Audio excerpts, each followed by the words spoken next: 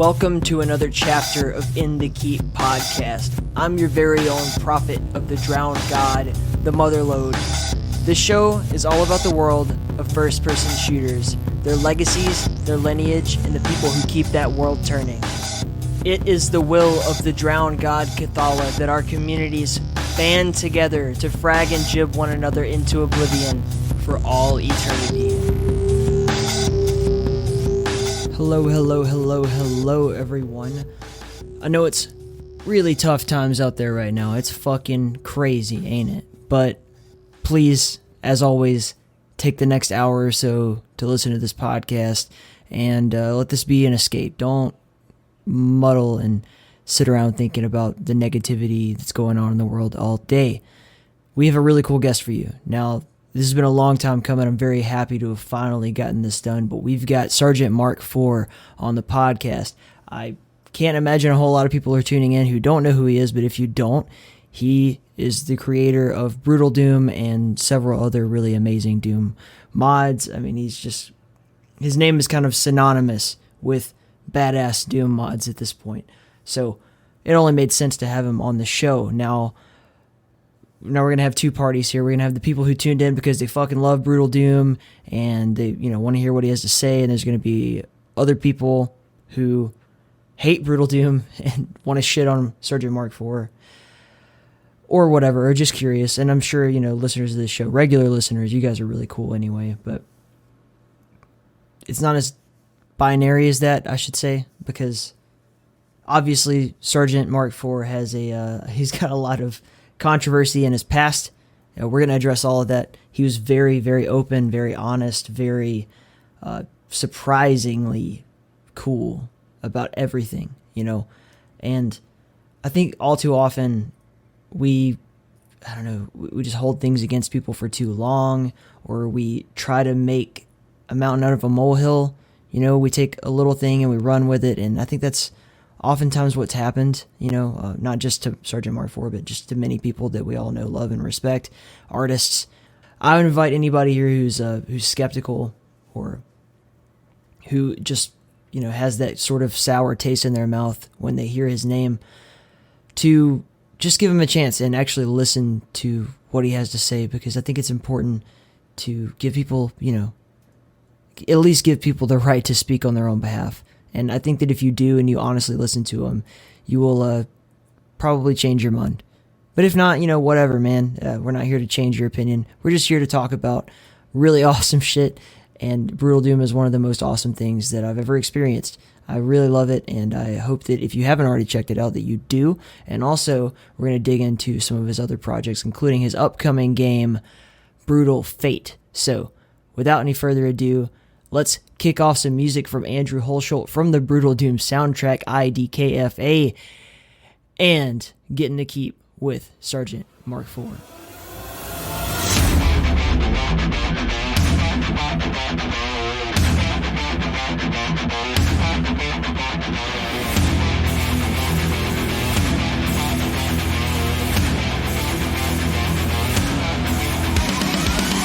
Well, I'm Marcos, or also known as Sgt Mark IV, and I am from Brazil. I live in São Paulo, and that's my hometown, and that's it.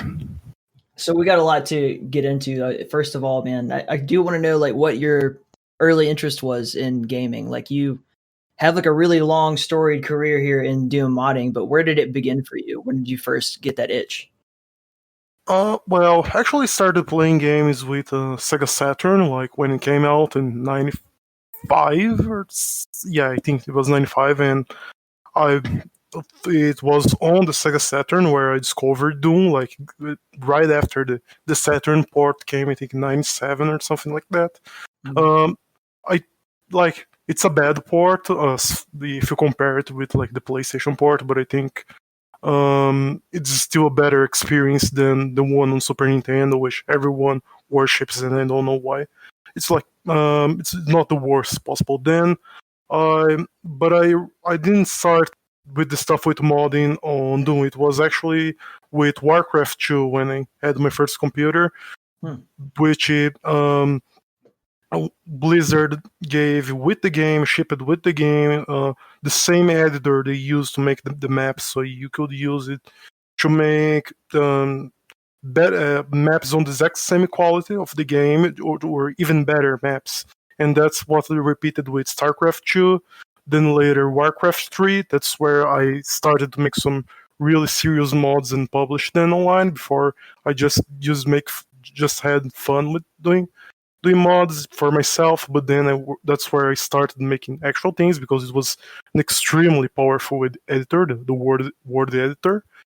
Yeah. And I picked up my interest in Doom around 2007, 2008, when it was like right after I finished high school, and I was like having a really bad time on my life, which I just had finished school. I was planning to join the Air Force, the Brazilian Air Force, but I was rejected because there were just too many people trying to get in, because it's like actually like an easy job, technically speaking, an easy job, because you're never going to war. Like the Brazilian army never goes to war, so you get a military carrier and you're done. So there's a lot of people trying to get there. I just had no idea of what to do to my life, so I was having a bad time. I started back like playing old games besides Doom. I think it was the first time I really gave a playthrough of Final Fantasy VII. I was like in some kind of recessive state, trying to get back my childhood and play the games I was a kid, or games I couldn't play as a kid because I didn't have a PlayStation, like was the case of Final Fantasy VII. Then I stumbled into Doom modding. The first modded experience I had with Doom was with a mod called Z Blood Pack, Yeah. which it's a very old WOD. It was a 32 level mega WODs with really lazy maps, like they were even look 90s for their time.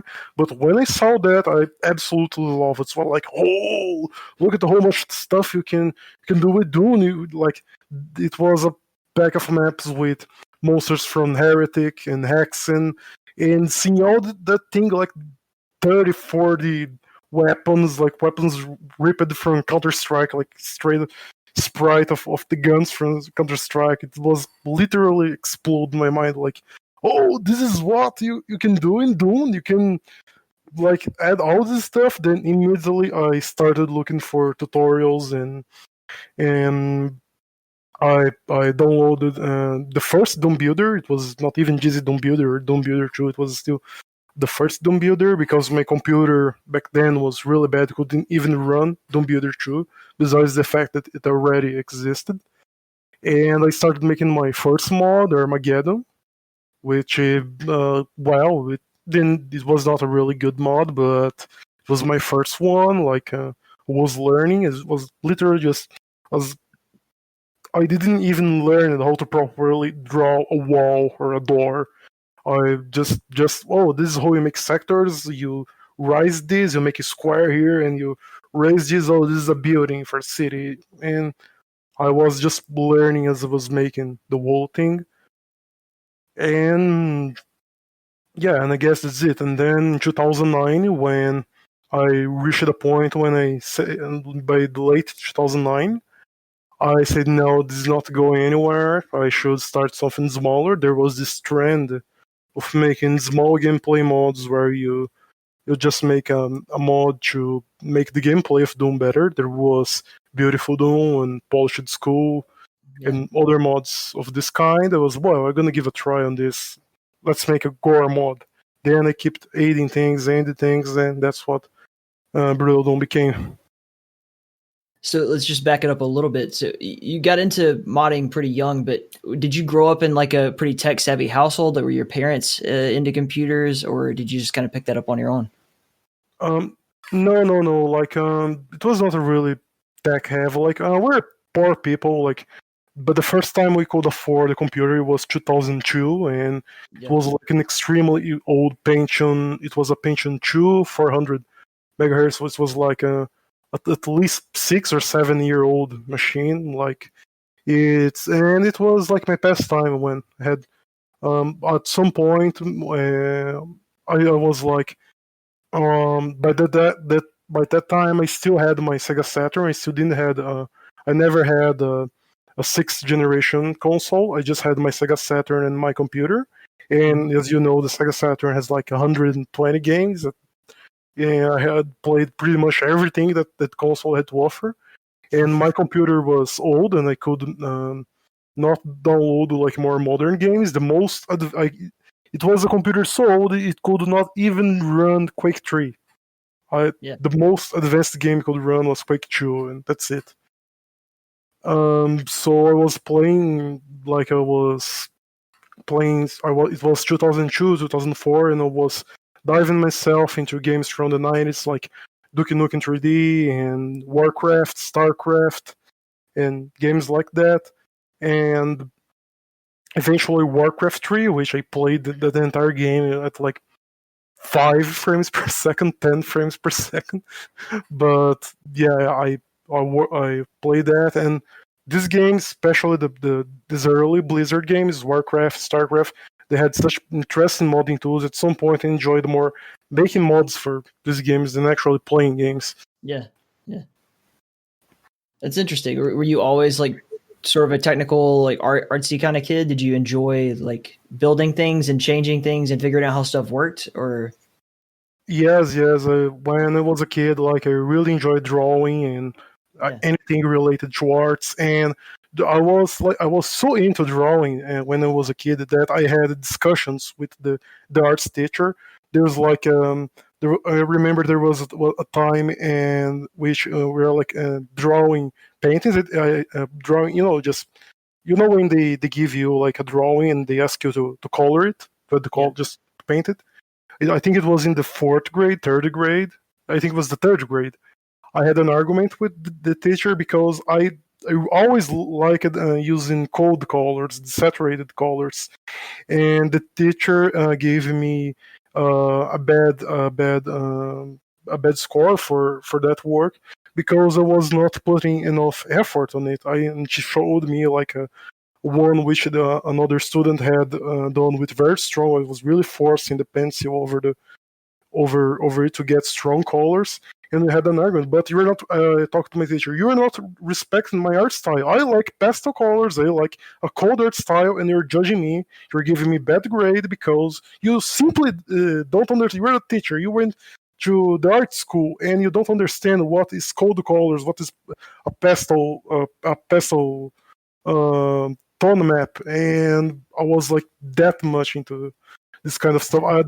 I used to play like when we had like free time. There was like a teacher was not there was no teachers. It was when the teacher for this day doesn't come and we need to wait for the next teacher.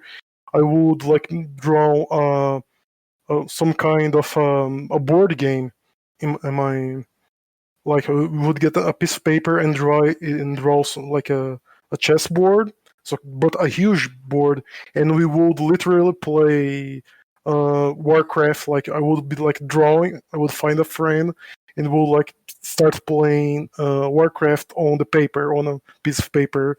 We would like build our bases and harvest resources and attack. We had matches that lasted literally weeks. we I went on drawing each unit, and then like a footman could walk for 4 squares. Then each one had a turn. We had like a turn-based Warcraft I did on a piece of paper, and we played this all the time. It was like since I was a child, I always wanted to make video games. I think it was always in my blood, making stuff. yeah. That's. I'm glad I asked that question because that really says more than I think some people would even think to ask. Because when you really get into someone's psychology, like the fact that you already had that eye for aesthetic and art as a young person, it really speaks to what you do now, man. Mhm. So let's just dig into it. How old were you when Brutal Doom came out? Well, it was 2000. The first version was 2009. I was 18. Mm-hmm. Now I Yeah, am 29. Yeah, it has been 10 years. Yeah, yeah. that's right. So you're 18 years old and you make what would become like this kind of earth-shattering mod. Like this literally kind of shook up the whole world in a way as far as Doom goes. And so I like to tell the story of, people always, argue between the original, unfiltered Doom and then, the Doom post Brutal Doom, when you really showed everyone what could be done with this engine, with the GZ Doom engine and everything. And I tell the story all the time of how I went home to visit my family a while back. It was a couple of years ago. And my younger brother, he, is not really a computer savvy kid or anything, but I showed him Brutal Doom on my computer, like on a laptop, and he fell in love with it. Like he just absolutely, because you see Vanilla Doom and you see like, it's not all that appealing to someone who's played something like Call of Duty. I think it's awesome, but I understand why kids are just frustrated. Like I can't aim up and down. It looks ridiculous. And then you bring them this incredible experience, like that you can bring Doom to a whole new generation with the work. Just a heads up, I did not invent looking up and down. That's no. engine. We know that. Just a clarification. But I mean, like, that's one of the things I enjoyed, like enjoying Brutal Doom. It's like because I make a Doom, a better version of Doom that I want to play. I play it all the time with my friends, and like some like Doom is all about shooting things, and like the most part of it is shooting things, and whatever you can do to improve the shooting experience of Doom, you're improving Doom itself. You go on adding better sound effects because they had all these limitations back in the day. You don't have limitations with sound formats. You can decrease the zoom of the camera, or the fact you can look up and down. You can add recoil to weapons.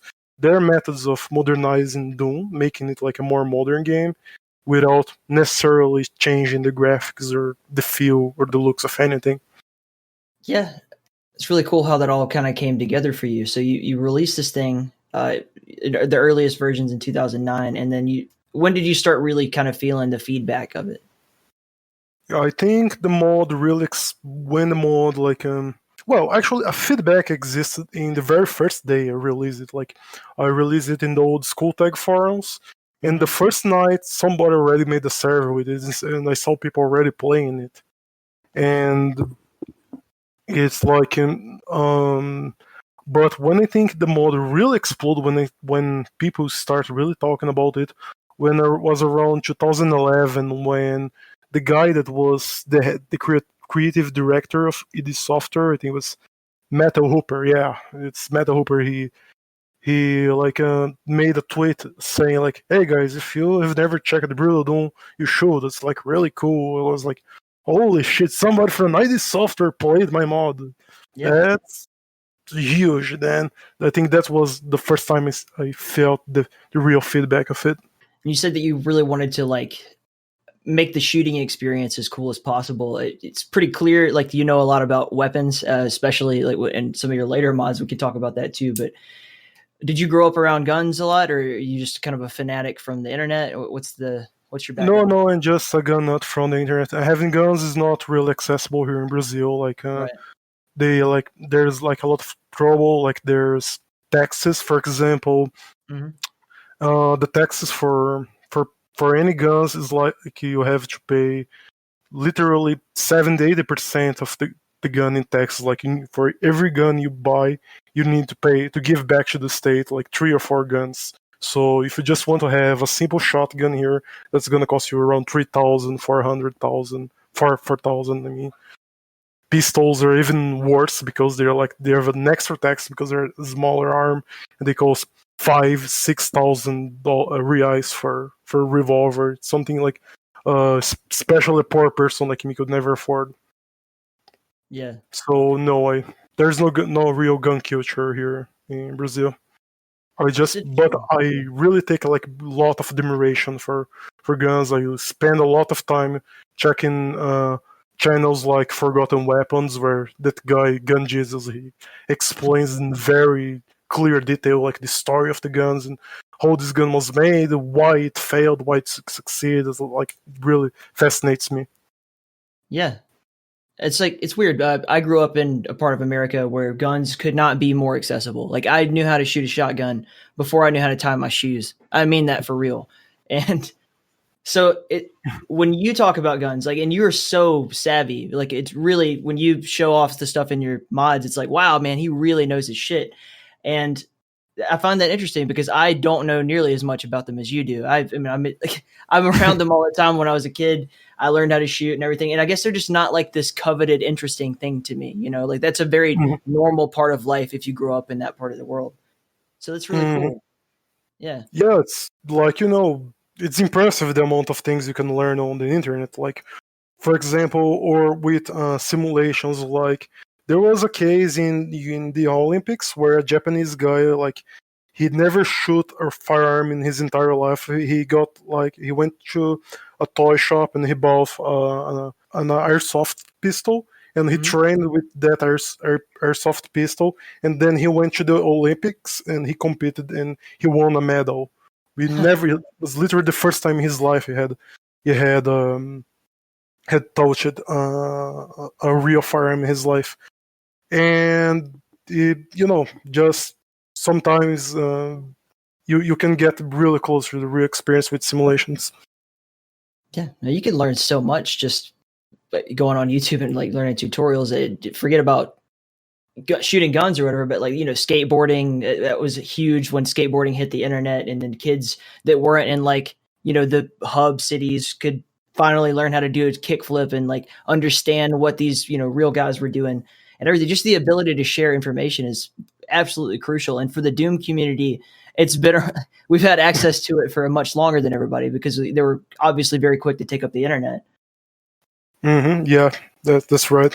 So then, as you start to kind of gain popularity with this thing, like, you have people from id Software playing you. Even at some point, John Romero plays Brutal Doom and says, like, if we could have made it like this at the time, we would have. And so that's a lot of early praise for a really young guy at this time. It's really, really amazing the impact that you were able to create at that time in your life. So how did that kind of feel? What was the wave of just getting showered with amazing, you're awesome, and all this cool stuff and everything? Like, what was that like? Yeah, it's like really shocking experience. Like, it's Yeah. just when I meet like this kind of stuff, I just pause for a second. I was like, oh wow. Then I proceed to go drink something. Like, the night I won the game the in the the South by Southwest um the best mod of the year, South by Yeah. Southwest prize, when Andrew went to the convention to get the trophy, which by the time I I didn't even know like if it was going to win. I was running against a really big Skyrim mod, but I received an invitation for the event, but like I could not really even dream of affording of traveling to to Texas just to get receive a prize which I had no idea I would receive. I didn't believe I would win against the competition I was facing. So I was like, I received this invitation. Was like to Andrew Holst, hey man, you live close to where this happened. I have this ticket. Want to go there and shake some hands and meet some people? Yeah, fine, sure. He was like, oh, what if you win? Like, I don't think it's gonna win. Well, if I win, you just tell them. I don't know. Thanks to the Doom community. Remember to say thanks to Kaiser, who created the basis of what I used to make Brutal 64. He created the absolution conversion, and that's it, I guess. Then I went out to drink because I was already happy enough that I was like nominated to such an event. I was like, oh wow, I'm going to get wasted and celebrate just the fact I was nominated for something like that. And then it was like 1 in the morning, and then Andrew messaged me, "Hey man, you won." My cell phone just fell off my hand. It crashed in the ground. The screen was destroyed. You know what? I ain't gonna just trash myself. I won. Then I drank until I had a blackout. It was really awesome. It's Yeah. like it's simply That's usually how I react to big events like this. Like John Romero played my mod, or my mod went to be nominated to like a big event. I just really drink myself until I black out. That's what you do when you're that age, I guess, man. But you cleaned it up with awards. You get the CAC award, you get the ModDB award, all that stuff. You just like, absolutely, I can't say it enough. Like Brutal Doom fucking shook the world of Doom anyway. Like in ModDB's case, I already desensitized to it. They even had to remove Brutal Doom for competition because it's unfair to other mods. It just keeps repeating. They just had to remove it because it's not fair. They needed to give the opportunity to other people. At this point, they just like desynthesized. You mean? You know? We just go ahead and assume. We'll assume number one, and we're going to award number two from now on. I guess that makes sense, but. I don't know. People are going to have their own opinions, but at this point, you are really, I guess, taking in a whole lot of external, praise, and I'm sure you get some feedback negatively too. I mean, it's not all good feedback. Yeah, I'm a controversial person. Yeah, well, there's no doubt about that, and we can dive as deep into that as you want to, but you do end up with some really interesting shit going down between you and some various forums and everything. So I want you to just tell it in your own words. I don't want to like assign any blame or in any way, like, I don't want this whole discussion to be about what you did, 10 years ago, shit that you said or stupid crap that you did. But it's up to you at this point. Yeah, sure. You can talk about this. Okay. So well, there was this thing. I was not. I was raised in Brazil. I'm not a native speaker, and I literally learned speaking English with the internet. And my favorite social media when I was a teenager was 4chan, and you imagine that it would have some influence to me. And when I was into making the first version of Brutal, I was using a WOD version. The difference between a WOD and the current method, the picky tree, it's because back in the day, the WOD, you had to keep all the code of the game, everything in one single file. It was like a huge, with thousands, tens of thousands of lines, one single file. And for example, when I had search for plasma, I would use Ctrl F and look for the keyword plasma. I would need to look for every interaction that plasma is used, like even the monsters that have like they die and they cause plasma particles to come from, and I need to keep scrolling for hours and hours and hours. Too much time wasted. Like every time I wanted to change something, I had to hit Ctrl F and search for like 30 different results going. I was wasting a lot of time of this. So I started writing gibberish. I started writing jokes on this. One of them it was a racist joke. And people like inevitably one day they found about it and wanted to question me about it. It was like, okay, sorry, I'm gonna remove this. It was like just an inside joke. But people just don't want to forget it. They want to keep bringing this up. They want to. They go to such extents that one time I was like reading the history of the I think the Doomwick. I think it's still there, like in the Doomwick. You can see the editing story. At some point, somebody claimed that I am a neo-Nazi and I am the leader of a neo-Nazi gang in Brazil. I've seen all of this stuff, by the way. Like everything there is to read about you. I've probably seen a neo-Nazi gang called H, like Huey, like the Brazilian wolf, Huey H, Rage, that plans to implement national socialism in Brazil. And I was like, dude, how do these people come up with this kind of stuff? It's so over the top that it's ridiculous. Then there was the case which they say I caused the kid to commit suicide, which was not that. It was the case. There was this guy that he used to keep posting. He copy pasta kinds of text like, all the like almost every day he would go on and post like huge walls of this, like, oh, I am a musician and I have a higher IQ, and I wonder why musicians are like really lots of gibberish. And then he come here and posted this depression letter about his life that also sounded a lot like a contrapesta. And I said, oh well, then just do yourself, just finish things off.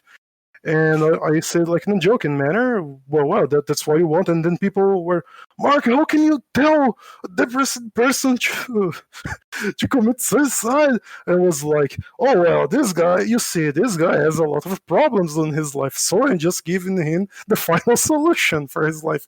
And then people say, well, but you make another joke over it. And people started freaking out.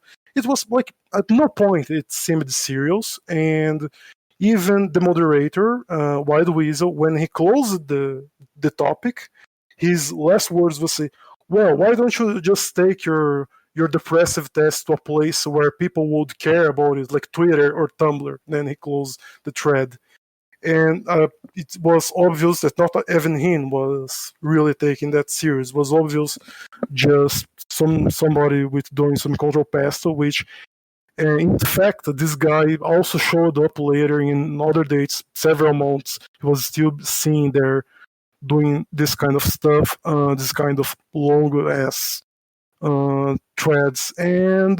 But people really are convinced that not only I told somebody to really commit suicide, I also told a kid to commit suicide, and some people exaggerate the point of saying I caused a kid, a child, to commit suicide.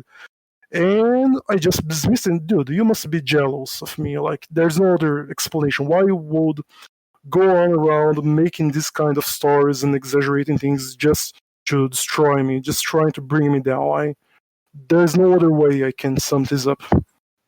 It's very common. I mean, this is just like the culture we live in now, where people are looking to kind of take you down, even if it's not a jealousy thing. If it's just like they make sport of trying to take people down. That's all it is. It happens every day in America. Every time someone tweets anything that could be even remotely misinterpreted, it gets taken out of context and it becomes a big thing. The way you explain it, I mean, like, I guess the real question is, like, would you do the same thing today if it happened? No, I won't. And I had depression before. I have a lot of friends that have depression. I have a friend that's like is really having into cocaine, and I try to help him. There are already people I tried to help. I was doing this joke because it all seemed like a comical situation. It looked like a joke, so I did the joke. I would never really tell a person, "Oh man, I'm depressed," and then just kill yourself. I would never do that sincerely, like wishing that. And what really makes me furious about this whole situation is that nobody says anything about Wild Weasel, because he also already did a joke on this subject, and how the VietDoom forums people deleted the thread instead of preserving the evidence. Like, if you really want to destroy me, then preserve the evidence of what I said. But no, they deleted the thread, which also erased what Wild Weasel said, so nobody can see what he said. Nobody can analyze what happened, so people can just share these screenshots without having the actual source material and say that I was telling people to kill themselves. This is what really pisses me off. This is what. Let's do a thought experiment here for my purposes.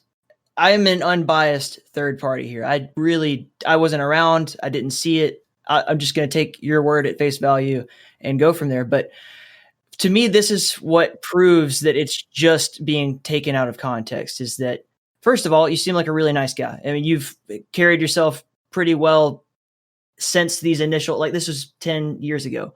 And there's no further controversy since then. Maybe it's because you got banned or whatever, but the thought experiment is, if you were really just this gigantic piece of shit who goes around trying to hurt people all the time, you would first of all continue to be that way, and second of all, let me try to find the words to put into context. You have done so much in the way of art to give to other people for free. And at no point in this whole context do I see any record of anyone saying like, okay, so Sergeant Mark IV, he said some shit to a depressed guy and or whatever. At no point does anyone say like, what's going on with Sergeant Mark? No one says, is why would he say that? Is he okay? Is he depressed? Is there anything going on with him? Because people don't just act like that. No one goes around being a hateful shit unless they have some real shit going on in their life. And you even mentioned that before, like you've gone through bouts of depression. You were in a really bad at the point in time when this happened to you. You were 18 and you were unable to get into the Air Force. Like you have reasons to be depressed. And so people at no point in time does anyone care. And then I'm sure you're getting hate mail and people saying awful shit about you, kill yourself, all this stuff, just horrible fucking shit to you. And no one gives a fuck about what they're saying to you. It's all about blaming you and making you feel bad about something that they can't even really prove that you did or even prove the context of why you did it. Does that make sense to you? Yeah, it makes. And thanks for your opinion on this, like your viewpoint. Yeah, I generally assume that there's when I looked at this whole situation for the first time, I'm like, he can't possibly be as bad as they're making him out to be. This is obviously, I mean, when you have a wiki page called Crappy Games and Why This Guy Sucks, it's pretty clear that they're not being objective. This is not objective journalism. This is just Yeah, I don't think that page. I think there's like a very obvious tone of humor. Like, well, at least he's not worse than the Yandere dev. Like people are obviously that. I don't think that page, for example, is an offense. That's like obviously some trolling. Like the guys on Dunwick, on the ZDoom week, I guess. I don't remember if it's Dunwick or ZDoom week. Like saying I was a skinhead leading a group of Nazis called the Wage. I on this case, I really think people are really just joking, just making fun. Like, okay, are you Caucasian? Like, I don't know. I have black hair. I think that's already disqualifies me. That disqualifies me as being Aryan. Problem solved. You're not a valid Nazi anyway. Mm-hmm. All right, that's enough of that shit. I'm glad we cleared it up, dude. And I'm really happy to be able to kind of present you in a better light. I'm sure I'm going to get attacked for doing this. I'd already accepted that. Like as soon as I said, you know what, I really want to talk to Sergeant Mark, I was like, people are going to shit talk this all up and down. But I'm here to defend you, at least in the regard that first of all, you have the right to free speech, as far as I'm concerned. And second of all, you seem like even if you were a piece of shit, then you seem really nice now. You seem like you're a decent human being. Thanks, dude. Right. Hold on. Another thing about the controversies. One of other things people complains about me is about me being toxic, and that's the main reason why they banned me from ZDoom forums. And there was like plenty of people that would go there like purposely trying to troll me, saying, "Oh, Brutal Doom makes Doom look like Call of Duty." And you know, dude, like it was like 2011, 2012. I was working on a really, really bad IT tech job. I would just like every day in my life I was really angry, and I would just go wake up angry. I would go to work angry, come back home in a really crowded subway angry, and then I got home and I saw people, other Doom modders, criticizing me, saying that the stuff I've been doing for years for free for everyone, it's shit. It looks like Call of Duty. People should not play this. Then I would act aggressively. I acted aggressively and several times in the ZDoom forums. You can, if the still Brutal Doom thread still exists, you can go there and check it. And for this case, I do not regret, because I don't think people have the right to come to me and, this thing you do for passion, for just for use your free time to make it something you like for free. It's a piece of shit. It looks like Call of Duty. It's destroying the Doom community, because everybody asks for their maps. All your stupid, retarded 12-year-old fans, they keep asking people to make their mods compatible with your mods. Dude, that's not my problem. You solve this with them, not me. Then you if you come to me insulting me, saying that my mod looks like a piece of shit, like it looks like Call of Duty, I will be, especially after you had a really bad day, I'm going to take things off on you. I'm not going to measure my words. People I remember once somebody tried to compare me, like, say, dude, you should be more civil. You should act like Terminus. You see, the dude that made Sansara, like, oh, see, he's always a nice guy. He never insults people. Dude, I'm not Terminus. I don't want to be him. I don't care if people come and respect me. They come and talk harshly to me and say, oh, I'm giving you constructive criticism. No, calling something shit is not constructive criticism. Uh, when you give no objective of what is wrong, or don't try to give, tell, like, giving, help things to get better, you are not given a constructive criticism. And I reserve all my right in the world to be rude to you because you are the asshole, not me. So, Yeah, I agree.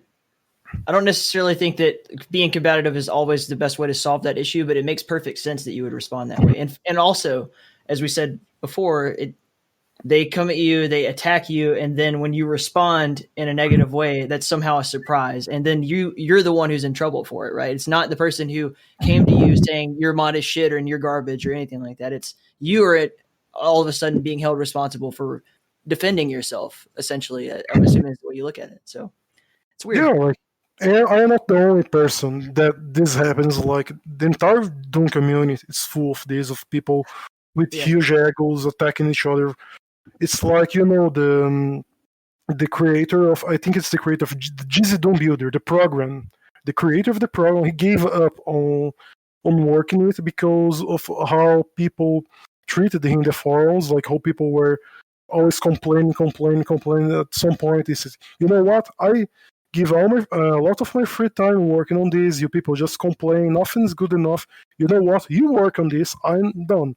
People simply pissed off the creator of a very essential tool. Like, these people damaged the entire community as a whole. They literally bullied a person that made an essential tool for work on Doom mods. They just pissed him off, and he just vanished from Doom community. Now we have the GZ Doom fix branch that's made by other people, because the actual creator of GZ Doom has quit the community and it was never seen again.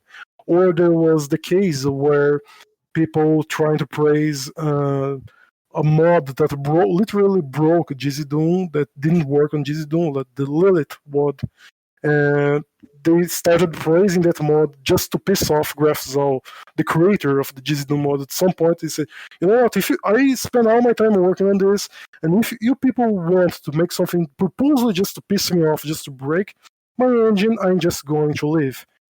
It's like there's no limits. They're going to pile off and try to make fun of the person that makes essential tools. It doesn't happen just with me, just a modder. Uh, there's just this whole culture on the ZDoom community that is. There was. You have ever heard of Knee Deep in ZDoom? Yep. There was another case which two of the main creators, I think it was Tormentor and Ghastly, they started a huge fight they were like friends for like 10 years. They worked together on Knee Deep in ZDoom. And then I think Tormentor was trying to share the sprite of literally just one sprite of a hanging wire in the carnival thread where people just post stuff. And then Ghastly came, "Oh, you're always like this, taking credit for stuff." They just because one sprite, they finished like apparently what looks like they had a fight, and they broke up with a friendship for years. That's why we never seen Shores of ZDoom, because probably the entire thing got dragged into that argument, and people just want to, you know what, this is not worth it. We had enough. That's how things works, you know. I think we could put the nail in the coffin on it, man. Like there is definitely at least a mental illness that seems to be involved in the group think of, and it's not just the Doom community, it's the gaming community at large. It's the online community, it's Reddit, it's, it's everything. People genuinely just seem to want to be angry for some reason. But at the end of the day, man, you seem to have matured, and everyone in the community hopefully will eventually reach the same place as you are, as you know. You give stuff away for free. That's what you guys do. Like the best modders in Doom, like you, James Paddock, some really amazing mappers like Dragonfly, Matt Tropiano, like just legendarily really kind, really nice people who do hours and hours and hours of work on passion projects that they feel really strongly about to give away to people for free. I tried to talk these guys into selling the Adventures of Square. I'm like, you should put it on Steam. You should be making money. And they're like, no, it's like, I want to give it away for free. It's like a gift.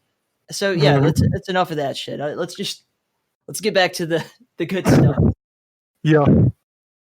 So then, let's say 2012, you have like just this absolute data dump of amazing content, which is seemingly like a dual thing where it's like a good time and a bad time in your life. You're amazingly productive. You get Armageddon, you get Brutal Hexen out, Brutal Strife, like just the world's blowing up with not just your mod, but like new ideas that are a result of your mod.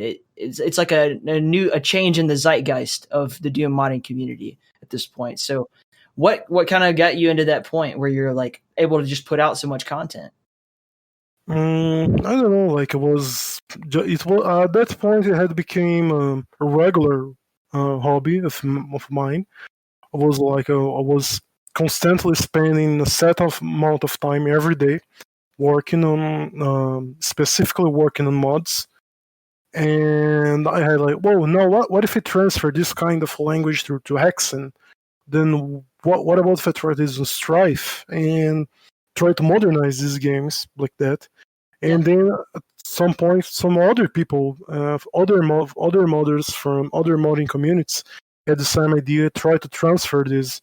The same thing did to Brutal Doom to other games. Like there was the guy that did Brutal Half-Life, and I think he really did a good job. Like I think he really captured the feeling he was trying to make the guns feels better, like everything.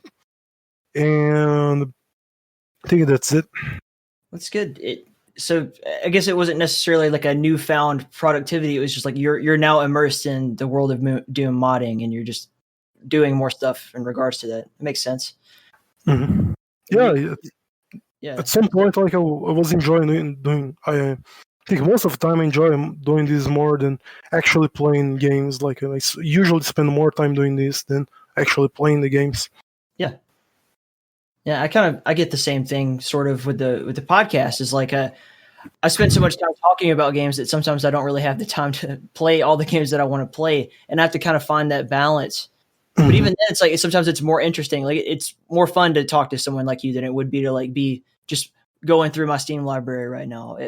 I'll find time for that later, but this is like not an everyday opportunity. So it's really fun to get to know where things come from, and in your case, to get to create things. Actually, make something. Yeah. The feeling when you make a zombie man, you draw all his sprites, you go through this hard work and you go on coding it to make it special effects. So when you see everything coming together, it's orgasmic. You're like, oh, it works. Like there's no replacement from it. It's like a different hobby, completely different from gaming. You seeing the thing you created working. It's unique. It's art. It's beautiful. What were some of the things that kind of stemmed off of Brutal Doom that you maybe enjoyed or like just were interested in seeing them have it, like Project Brutality, for instance, or any of that stuff? Like what do you mean? Well, so what was it like for you to kind of see people take off and continue on with the stuff that you'd created at that point? Well, it was really good. Like I was like inspiring people, something I would never think I would do in my life. There was just a problem with the Project Brutality thing because there was a problem with confidence and trust, and they ended up taking stuff from Brutal Doom that we did not owe them, and we had a little fight about it. But in general, it's a great satisfying thing. All the people that made their custom versions of Brutal Doom, like the Black Edition, the Jimmy Edition. There's now another guy on Twitter making, I don't remember, it was Mango, I think, Mango, something like that, doing his own version of Brutal. I think it's really cool, like, know that I'm inspiring people, like, especially when I saw the dude making Brutal Half-Life, like, oh man, it's going outside of Doom, it's becoming bigger than Doom. my philosophy of how of first-person shooter gameplay is going to other first-person shooters than Brutal Doom. That's really good. So you worked with Kaiser on Brutal Doom 64, right? No, I didn't work with him. I based Okay. the work of Brutal 64 on a previous work. Okay. It was his first work on Absolution before he started making the X engine. Okay. And did you have any like communication at all, or is it just kind of like taking the basis of that and then applying the Brutal Doom mod to his mod? No, there's no communication. It was an abandoned project. Uh-huh. Absolution had became he abandoned it. It became an obsolete because he had like the Doom 64X, which could much perfectly emulate emulate the actual experience of Doom 64. We was like, oh man, we can't let this go to waste. So I'm gonna. There was also other people. There was a guy that I don't remember what the name of the guy. It wasn't in the Brutal 64 credits, but I don't remember his name. He took Kaiser's maps from Absolution, then he ported to GZ Doom. Then I based my work on Brutal 64, started building from this mod. Okay. And that one kind of got a really good response. Is like I was watching actually, I think G-Man did a review of it pretty early on, but so you'd pretty much covered all the bases at this point. You have like Brutal Hexen, Brutal Strife, and you do Brutal 64. You weren't involved in the Brutal Heretic, were you? Or was that? No, that's another person's Okay. thing. Okay. But yeah, just in general, like the whole Brutal thing, it became like very in vogue, for several years there to just like turn everything brutal. We're going to turn all of our games into brutal. I can't believe there's not like, we're going to have Brutal Mario now and brutal, like everything. Yeah. But no, it's really fucking awesome to see how that happened. And then as it continues to grow, one of the coolest things that came out of it for me was like playing it on maps that it was actually intended for. That's always an issue with these really cool gameplay mods is finding the map packs that they pair with. Hell on Earth starter pack. What was that project like for you? That's a long story. It first started it started as I wanted to do the same thing I did to Brutal Doom to Brutal Doom's gameplay. I wanted to do through the maps of Doom. I wanted to make them look more modern.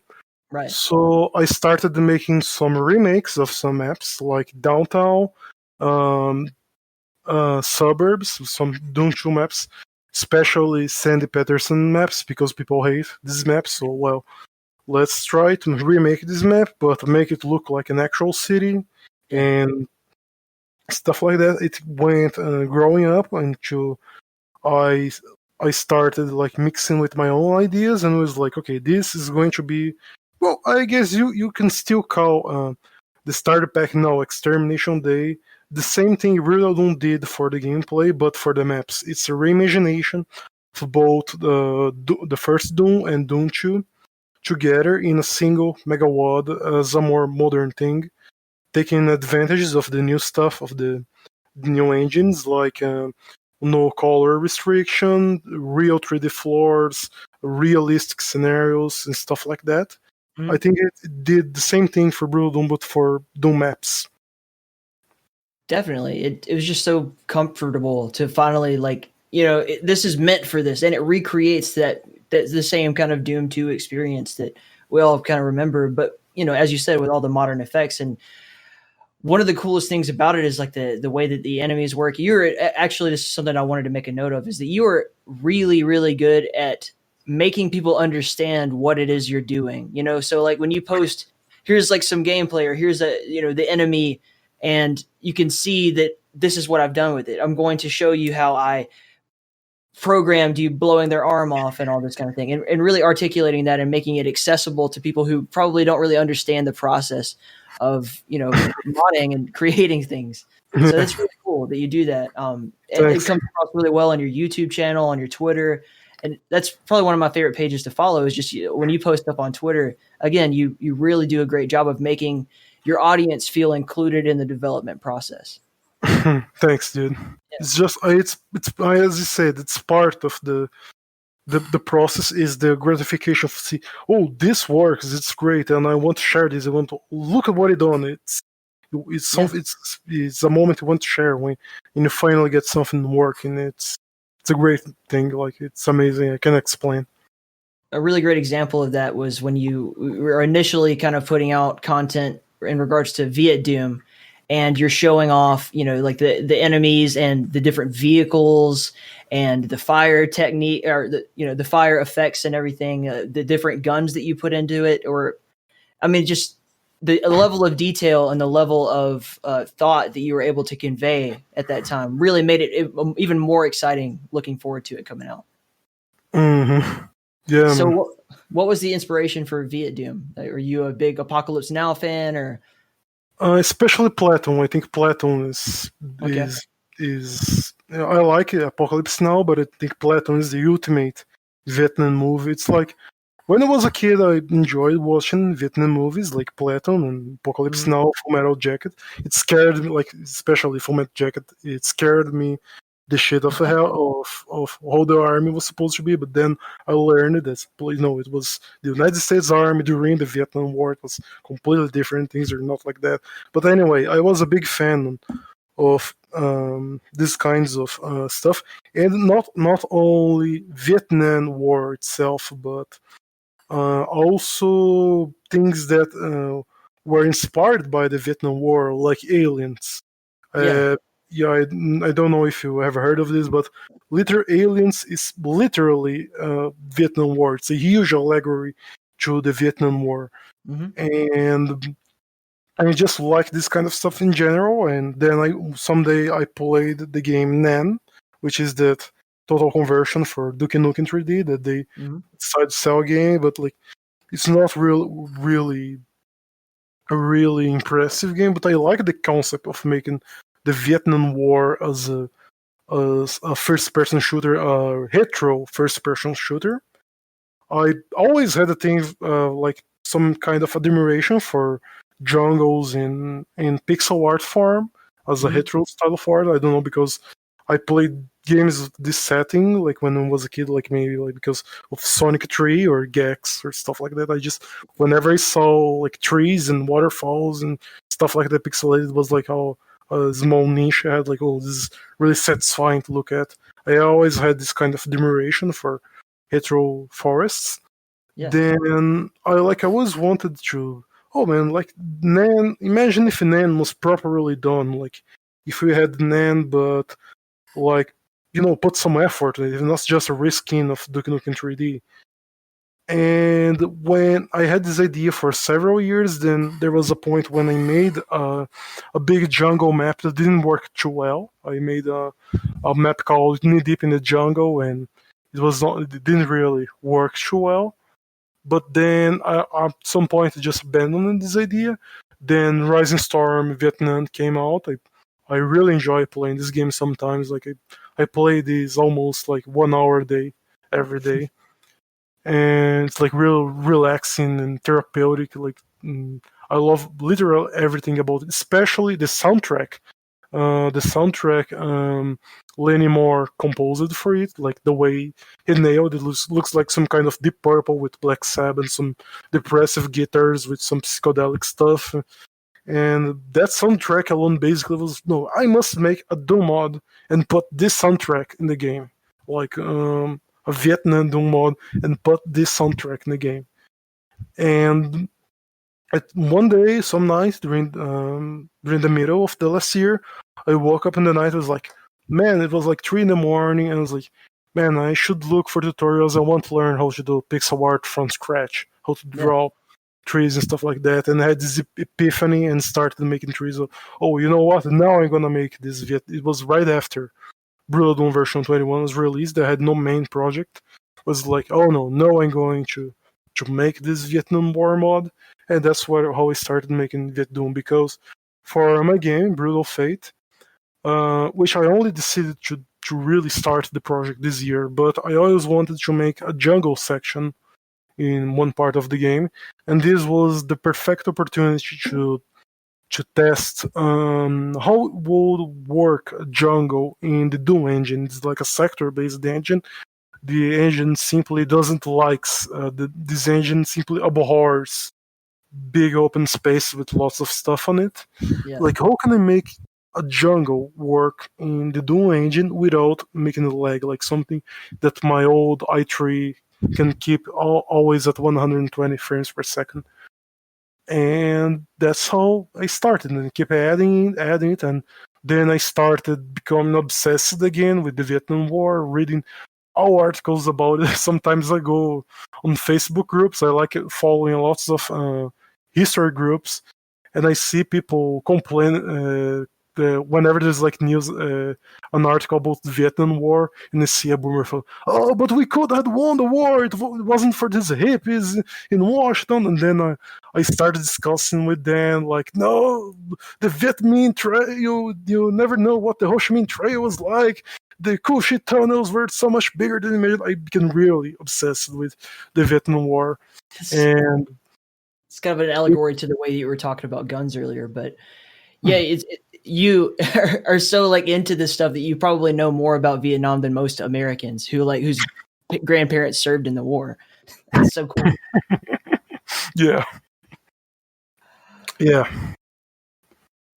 What was really cool about this mod in particular is you're always pushing the boundaries of what can be done with the GZDoom engine, and in the case of VietDoom, again, not just the enemy AI and not just the vehicles. I mean, you have the helicopter part that it doesn't seem like it can be recreated in Zandronum, but whatever.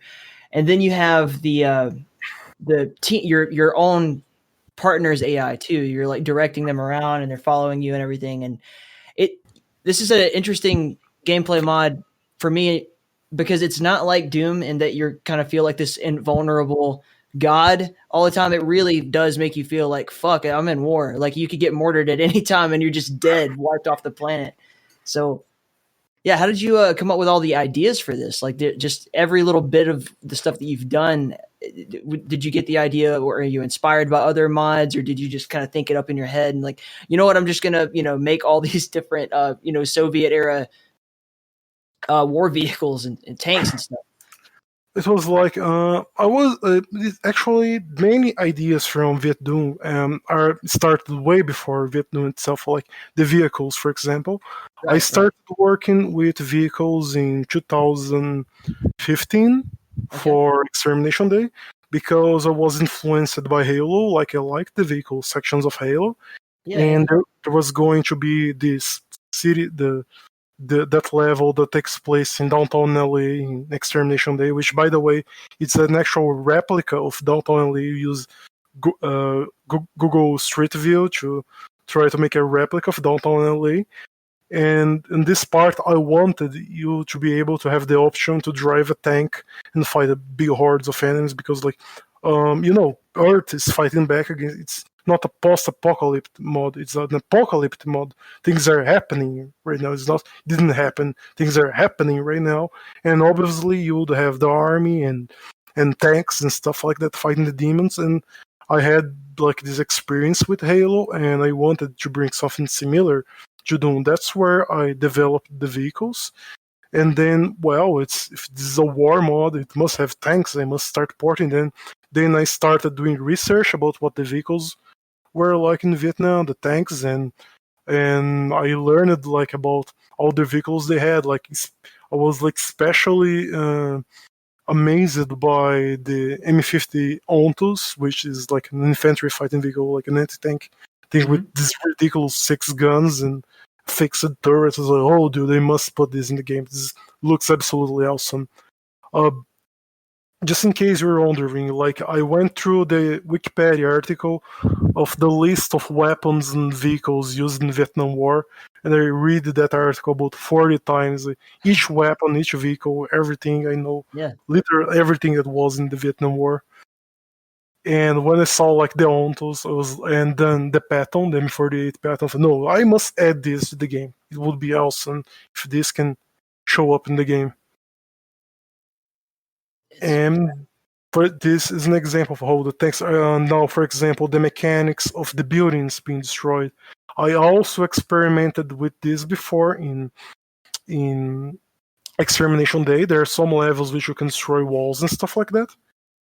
On the first test versions of VietDoom, it was a more traditional architecture, using sectors to make the buildings. But I was like, nah, man, this looks ugly. What if I try to make this house like realistic, like use 3D models to make realistic ceilings and make them destroyable? And one thing, they drag another. One thing drags another. It's so cool, man. I really can't express to you how like excited. I remember I was at work, just sitting there, and I had YouTube pulled up, and I was like watching all of the videos over again the day before you were gonna release the packed, the early stages of it to be played, and it was just like an event for me. Like, and my friends, we were just like, "Super, fuck yeah, dude! VietDoom's coming out!" Like, it's so cool, man. Like, that's such a cool gameplay mod, and all the levels and everything are super cool. I love the humor even that you kind of throw in there, like Hot Dog Hill. It's so cool. Can't say it enough, dude. Nice, dude. It's really cool to hear that. Yeah. Before we talk about the new project, I do want to get into some of the stuff that went on with you and your commentary about Doom 2016 and Doom Eternal. I know you had a little bit of a weird experience with a recent interview, so I just want to give you the floor to kind of discuss that. Oh yeah, so I had this interview with this guy. I'm not gonna say his name or who the interview was for. It was about a game developing YouTube channel, which this guy interviews several game developers, and he wanted to make an interview about the process of making Brutality and VietDoom. I gave him like a 1.5 hour interview. I went through like really, it was like a technical. It was he interviewed developers, and he got like really technical information of how things are done, how things are inspiring on these games. And I gave him like a very long interview of I was explaining him things like how the headshot system works in Brutal Doom, because there's a fake hitbox over the main hitbox of the monster, and then you shoot it, it explodes and causes damage to the monster. How the walls and the buildings, destroyable buildings in VietDoom works, like like really technical stuff. And then at some point of the conversation, we had a talk about what are my opinions about Doom 2016 and my opinions of like what I was expecting of Doom Eternal. It was like a 5-minute conversation. I gave him my opinions on it, and then that's it. He went radio silent for 3 months about it. Just on the day he released the interview, it caused like he decided to change entirely the subject of the interview. He deleted everything I talked about mod development. He shortened it to a 10-minute interview, which started like in a mocking tone of I was like, oh, why the creator of Brutal won't play Doom Eternal? I'm like, what? When did they say this? It was like I think that's what I said in that video. I said, well, the Doom games are cool, but I don't think they're as cool as the classic Doom games. I don't really enjoy the direction they took of making the Doom Slayer as a god. I like it more when he was just a space marine, and he survived not because he's the chosen one, he's a god, because he's a badass and he can survive when all others around him fails. Like it was like something inspirational thing, and I didn't like the direction they're taking the series. But I say the Doom 16 in itself is a good game on itself. And well, Doom Eternal, like I was not really happy. I was gladly surprised that Doom Eternal is far superior to Doom 16, but by the trailers, I was not really motivated to like, okay, when it comes out, I'm gonna play it. And he tried to edit in a sarcastic tone, like, oh, why the creator of Brutal Doom won't play Doom Eternal? And using a thumbnail trying to mock me, and lots of people started piling up on the video, calling me arrogant, calling assholes. Who cares what Sgt Mark IV cares? What he thinks about Doom 16, Doom Eternal? And it was like, dude, wasn't this supposed to be interview about my mods.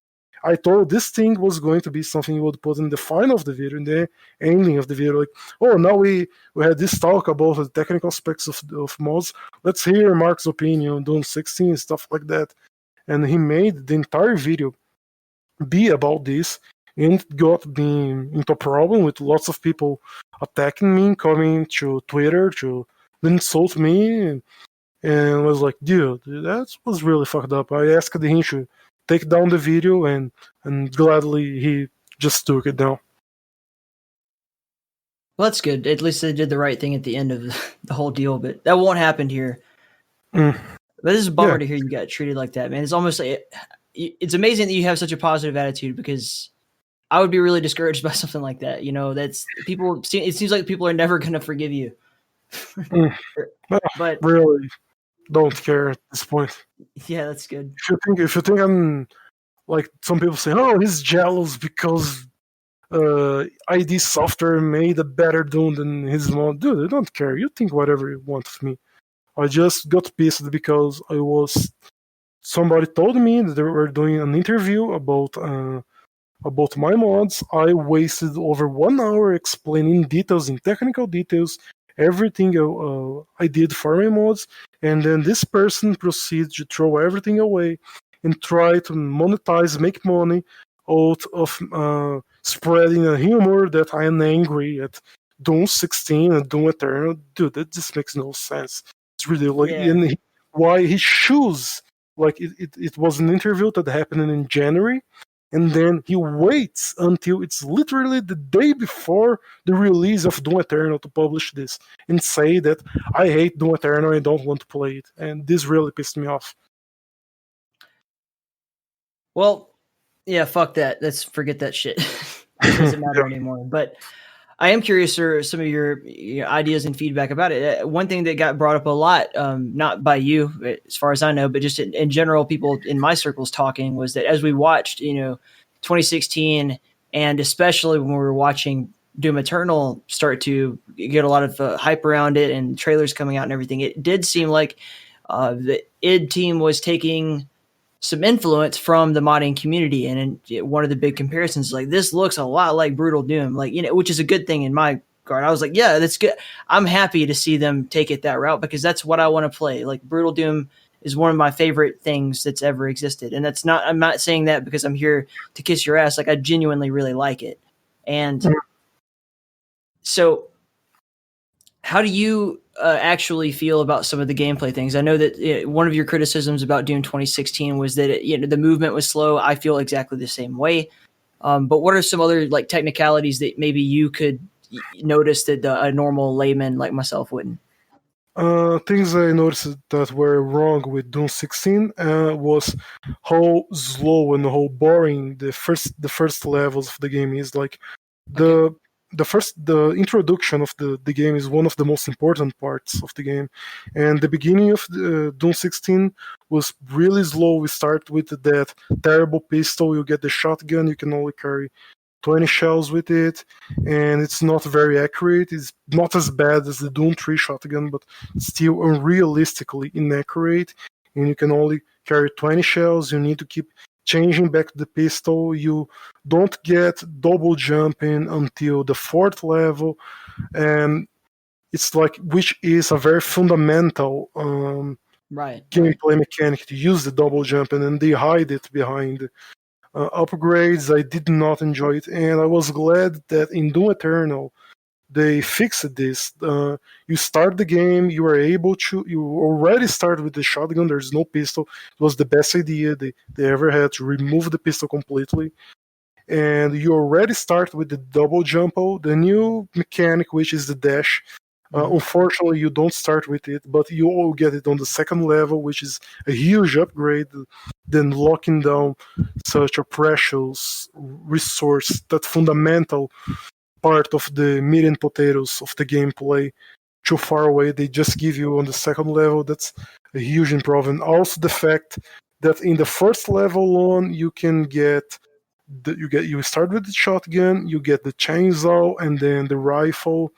and then you get the plasma gun. It's like really fast. You're already fighting the Arachnotrons, the imps. They don't waste time on on trying to explain you things. You were already introduced to advanced enemies and advanced weaponry really early in the game, and I think that was a great thing that they missed in Doom 16. In Classic Doom, basically in the first run of the game, you already get the shotgun. In the second level, get the chain gun. It gets really fast. You're quickly introduced to pink demons and then spectres. You have the zombie man, the imps, the shotgunners. It doesn't waste your time. It doesn't try to build tension. It goes straight to the point. And this is a thing I think they did wrong in Doom 16, and they fixed it in Doom Eternal. Cool. I'm glad we could set the record straight on what you actually think, man. Because I just hate stories of like hearing that you were like edited to be misrepresented. Actually, that kind of makes me mad, like from a journalistic point of view. But I'm glad that we could, give you that opportunity to clear the air. Yeah, it's like, for example, one people argued with me like, oh, you can't have all the cool weapons, all the cool abilities in the beginning of the game. No, that's not what I'm saying. What I'm saying, there's some fundamental things about the game. Like imagine, for example, some things are part of the core mechanics of the game. You cannot postpone. It's not like not telling you to give the player the BFG on the first level, and saying that you must give the player the meat and potatoes of the game. You can't take too long in the exposition of the game. It must be some things are sacred to the form of the game. You must give the player right away. These kind of things are important. This is what people misrepresented what he said. People think he said, "Oh, you should be given things easily." No, that's not what he said. So since you're the master, quote unquote, of making really badass enemy modifications and stuff, how did you feel about the enemy design in Doom Eternal? Specifically, like there's the one that everybody has something to say about, but I'll let you say it yourself. Which one, the Marauder? Well, yeah, everyone had an opinion on the Marauder. I'm not. I like the Marauder. He has. I think he's a cool enemy to fight. I have no really big problems with one big problem I have with Doom Eternal enemy design maybe is the Tyrant. I mean the Cyber Demon. I think he takes way too long to appear. By the time he shows up, you already have the Crucible and you can just one shot him. I think it would be cool if he had showed up before you had the Crucible, so you're actually forced. And by the time he showed up, I already had the Crucible, and and whenever an Archivile or Cyber Demon shows up, I would always use it and never actually fought them.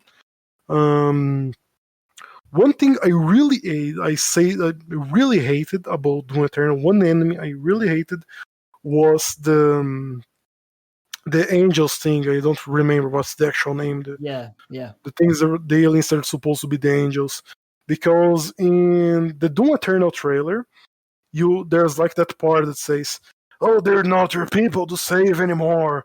You keep continuing on this crusade, and you are gonna feel the wrath of Havens." And then the wrath of Havens is just one fodder enemy. I was really disappointed with that. Was expecting to fight an entire family of angel-like enemies, and it's just this little guy that throws projectiles from his head, and he floats around. That was a real letdown. But other than that, I think the hate for the Marauder is undeserved. I think it's really fun fighting him. Yeah, it's just divisive, but you're a divisive guy too, so I wouldn't expect you to criticize it or anything. He's like, I like the Marauder. Okay, now that I hated him, the first 200 times I fought him, but after that, I've like kind of warmed up on him. Yeah, he has a really basic attack pattern. When you learn it, it becomes easy. You clear the level, you kill all the other enemies, leaving him alone. Then you get the super shotgun. You wait for him to see now he's going to attack. His eyes bright screen has this green bright. You just stun him with the super shotgun, then you switch back to the rocket launcher and give him a shot to take an extra damage. You repeat this 5 or 6 times and you kill him. It's not a really difficult enemy. but I like the fact that he's an enemy that breaks, like makes you take a break. He takes all your attention to him, like the same way the Archvile does in Classic Doom. Whenever you see an Archvile, all your attention goes to him because he can attack you from. You can run away from his attack if you have no cover. He can, if there are enemies in front of you, you shoot them, but you can shoot the Archvile. So all your attention goes to him. And there, I think the Marauder does the same purpose on Doom Eternal. This is why I don't hate him. I think he serves a purpose. Yeah. How did you feel about the way that you can dismantle the enemies and blow them apart limb by limb, or kind of like weaken them by killing their armor, or in the case of the Arachnotron, just like the shooting the gun off the top of their head? How did that feel to see? I think I wish it was there was better. It was like it had a heavier implementation of it. I think it's way too basic. Like you have the Arachnotron, you can shoot its gun, but you can shoot its leg off and slow it down.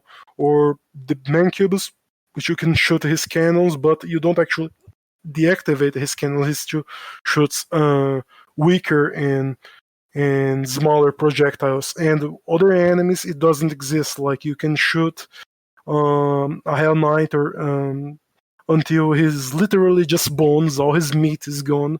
But you can't cut off his arm, and it would have been for great benefit. It was better implemented. It's kind of gimmicky, It's just only a few enemies use it instead of them, and it could have been done better.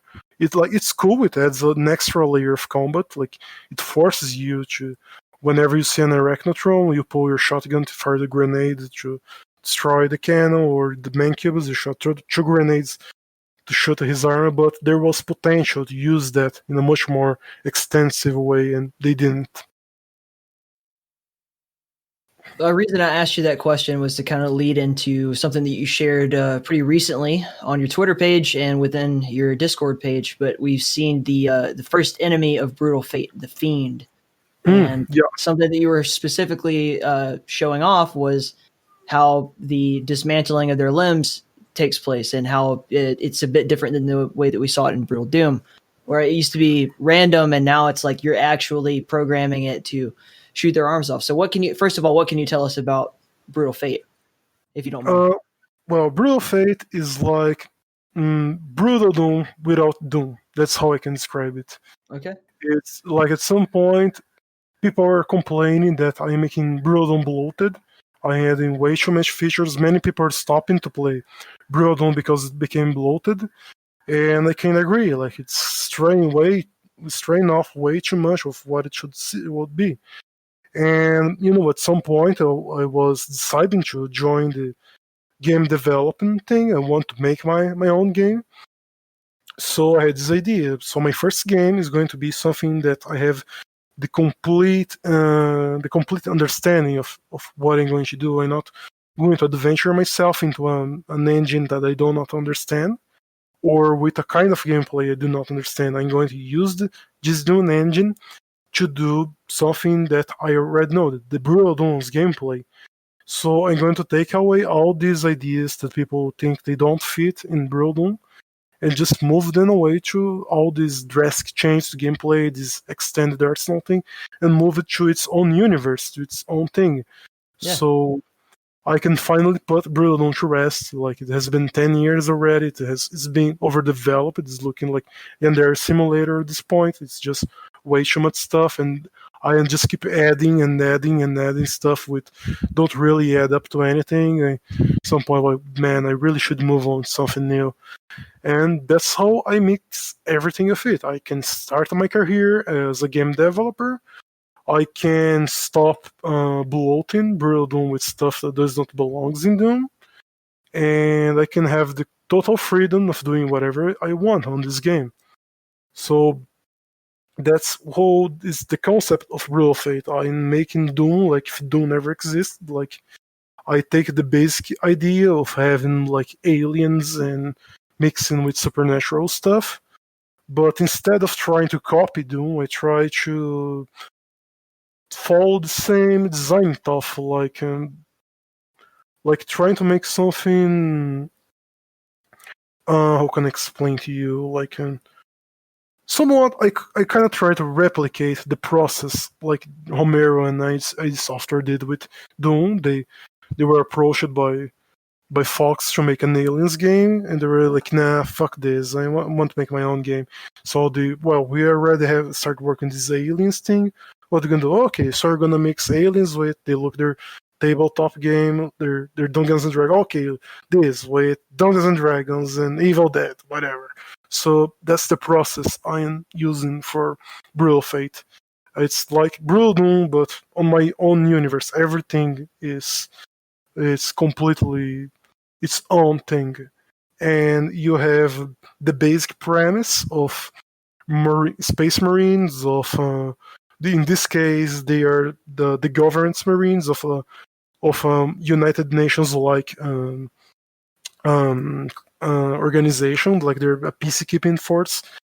Actually, if I try to explain all the lore of Brutal Fate, I would be here all night because it like the game takes place in the year 2350, around that.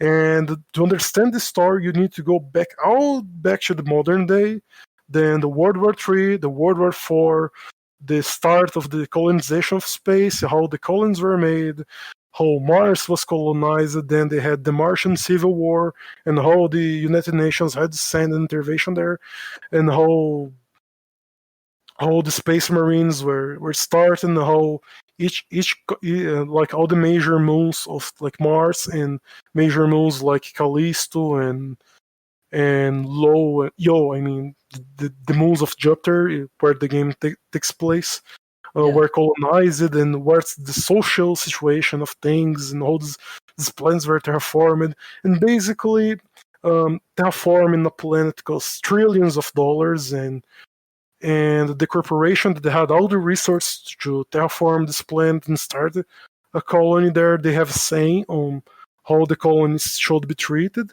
But when they go too far and start violating human rights, then the United Nations sends the Space Marines to solve the situation. But when you go there, like, and it's not, there is no civil war, they're not having problems with the colonies and the corporations. There's this unspeakable horror that came out, and I'm not going to spoil way too much things. And then that's where how the game goes. You are fighting against interdimensional demons. You are fighting against mercenaries from the corporation that owns the planet. You're fighting against cyborgs and robots and battle drones, and it mixes the apocalyptic tone of Doom with a cyberpunkish tone. It's like really huge universe. Like it would take the entire night just to explain all the ideas I have. Well, I won't ask you to. We'll have chances to talk about it more and more as you continue development, man. But a few just kind of fundamental questions. Like, first of all, are you familiar with Zan and Hedon and all that, right? Yeah, Okay. I talked to him during the development of Hedon.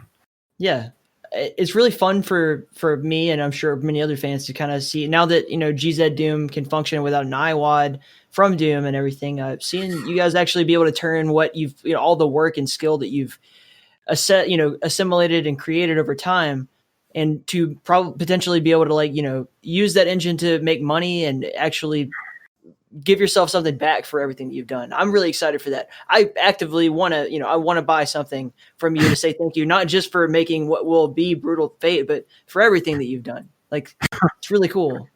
In his case, man, it was really fun because he was not a game developer. He just jumped right in, both feet.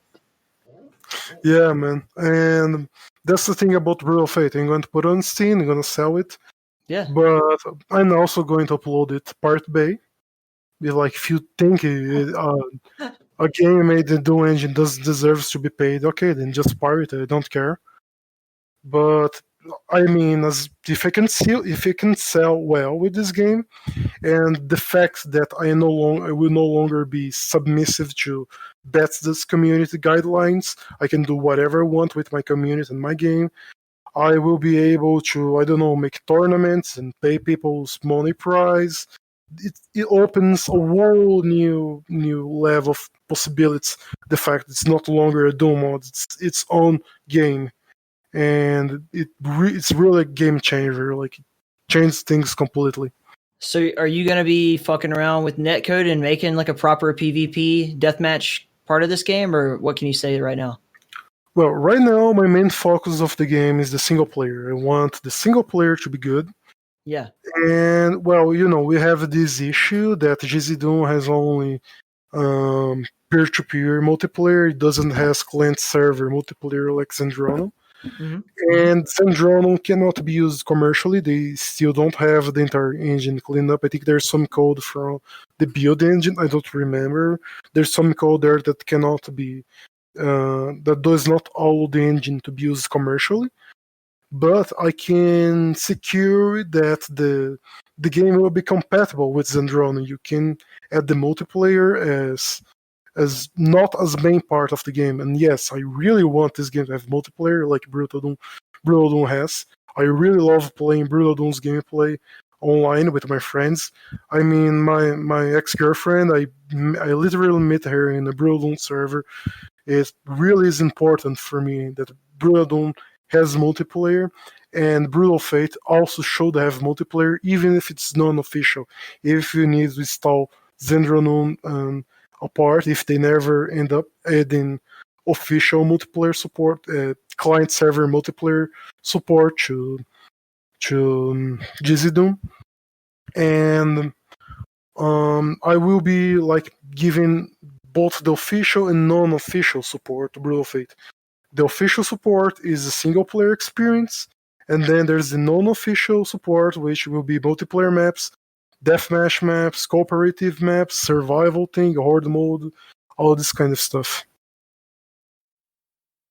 It's going to be really interesting to see, because you just have always kind of pushed the boundaries of what can be done. If this actually ended up getting people to like suck it up and make a multiplayer client that works with GZ Doom, that would be really incredible. But I mean, we'll see what happens. And I like your backup plan here too. Just, make it a non-official Zendronum support. That'll work either way. But it's just good to know that you're doing this, man. I'm really, really happy about the attitude that you're taking towards it.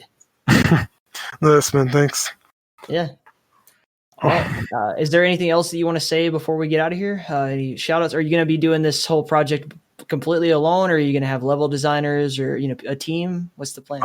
Initially, it's just literally me. I'm making the level design, the writing, the world building, the programming, the 3D models, the textures. Literally, I'm doing everything alone. Okay. I am with talks with a really cool and popular dude about the soundtrack. Maybe he can help with sound design too. But basically it's literally just me.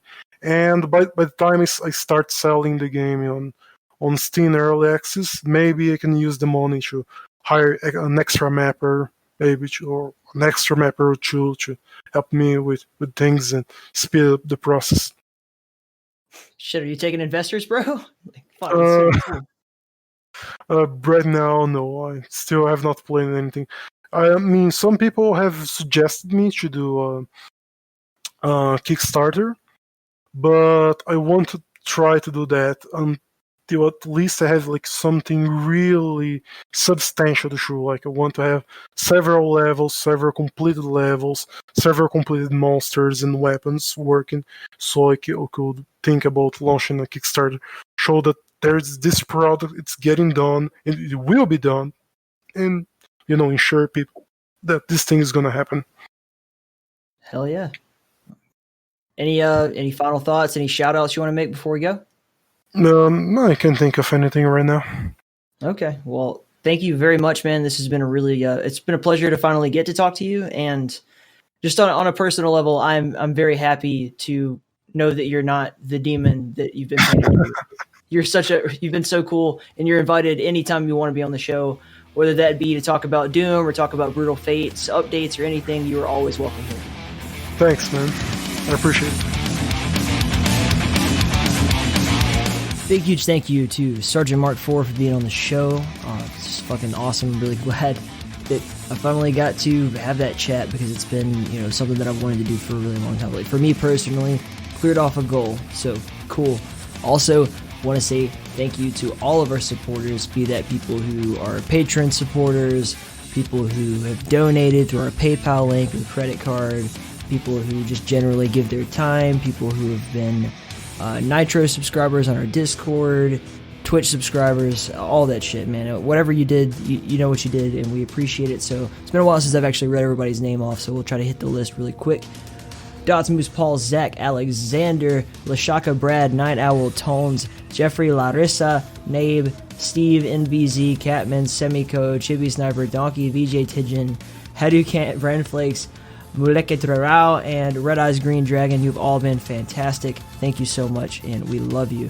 Anybody out there who wants to support, you can check out the support tab on inthekeep.com. Also find all the other stuff about our stuff going on there, podcasts, tournaments, whatever it is. We love you. Thank you for checking it out, and thank you for being here for this episode. Please keep a positive attitude out there in the world. I know it is tough times, but you can depend on the Keep. We will be back next week with another awesome interview. Check out QuakeFans.net.